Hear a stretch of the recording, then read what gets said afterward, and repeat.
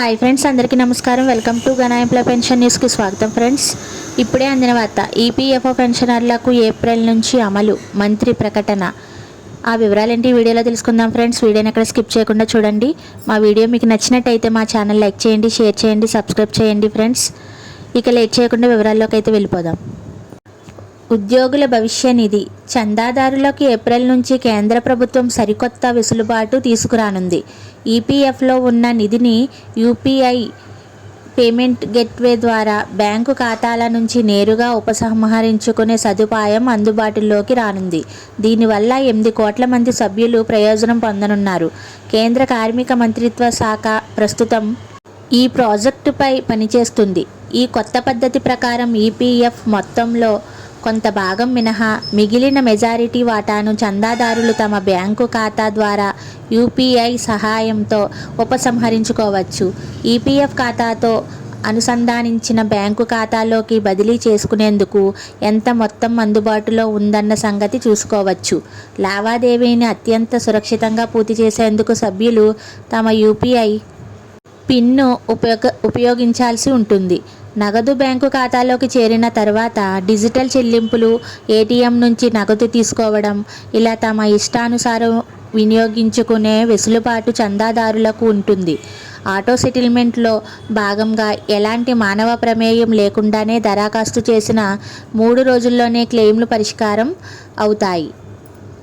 ఈ పరిమితి గతంలో లక్ష కాగా ఇప్పుడు 5 లక్షలకు పెంచారు. అనారోగ్యం, విద్య, వివాహం, గృహ అవసరాల కోసం ఈ వెసులుబాటు చందాదారులు ఎంతో ప్రయోజకరంగా మారనుంది. కోవిడ్-19 మహమ్మారి సమయంలో ఈపీఎఫ్ఓ ఇచ్చిన ఈ ఆటో సెటిల్మెంట్ వెసులుబాటు ఎంతో మందికి ఆర్థిక కష్టాల నుంచి రక్షించిన సంగతి విదితమే. ఈపీఎఫ్ఓ వద్ద బ్యాంకింగ్ లైసెన్సు లేదు కాబట్టి సభ్యులకు నేరుగా నగదు ఇవ్వడం సాధ్యపడదు. అందుకే బ్యాంకు ఖాతాల ద్వారా ఈ ప్రక్రియ చేపడుతున్నట్టు ఈ విషయంతో సంబంధం ఉన్న ఒక ఉన్నతాధికారి వెల్లడించారు.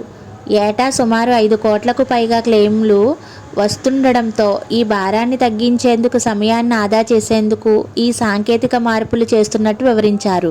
గతేడాది అక్టోబర్లో కేంద్ర ట్రస్టీల బోర్డు పాక్షిక ఉపసంహరణ నిబంధనలను సరళీకరించేందుకు ఆమోదం తెలిపింది. దీని ప్రకారం గతంలో ఉన్న 13 సంక్లిష్ట నిబంధనలను రద్దు చేసి వాటికి 3 భాగాలుగా అత్యవసరాల, గృహ అవసరాలు, ప్రత్యేక పరిస్థితులుగా వర్గీకరించారు.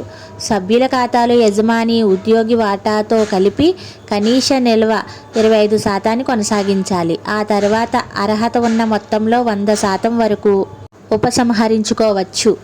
ఎలాంటి పత్రాలు అవసరం లేకుండానే ఆటో సెటిల్మెంట్ ద్వారా ఇది సాధ్యమవుతుంది. ఈ కొత్త వ్యవస్థ ద్వారా ఈపీఎఫ్ఓ సేవలకు బ్యాంకులకు దీటుగా మెరుగుపరచాలని, ఫలితంగా చందాదారుల జీవన ప్రమాణాలను పెంచాలని ప్రభుత్వం లక్ష్యంగా పెట్టుకుంది. ఈ నిర్ణయాలకు కేంద్ర కార్మిక శాఖ మంత్రి మన్సుఖ్ మాండవీయ ఆమోదం తెలిపారు. ఈ నిర్ణయాలకు సంబంధించిన ఉత్తర్వులు త్వరలోనే వెలువడే అవకాశాలున్నాయి.